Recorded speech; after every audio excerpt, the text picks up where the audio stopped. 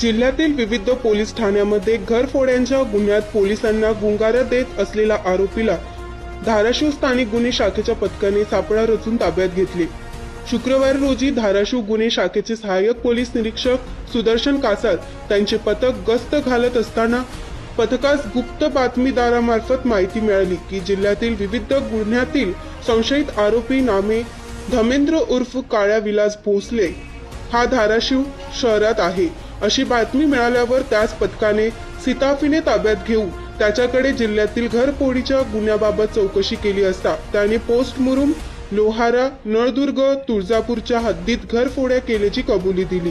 त्यावरून धाराशिव जिल्हा पोलीस गुन्हे अभिलेख तपासले असता त्याच्याकडून ऐकून घरफोडीची 14 गुन्हे उघडकीस आली। नमूद गुन्ह्यातील चोरीस गेलेल्या मुद्देमालाबाबत चौकशी केली असता त्याने त्याच्या वाट्याला आलेले चोरीचा मुद्देमाल हा त्याने एका सोनारास सदरचे दागिने त्याच्या पत्नीचे आहेत असे सांगून विकले असल्याचे सांगितले। नमूद सोनाराकडून ऐकून 70 ग्राम सोन्याची लगट किंमत 6,30,000 रुपयाचा मुद्देमाल पंचनामा करून जप्त करण्यात आला आहे। ताब्यात असलेल्या आरोपीने त्यांच्या अन्य साथीदाराच्या मदतीने सदरचे गुन्हे केल्याची कबुली दिली।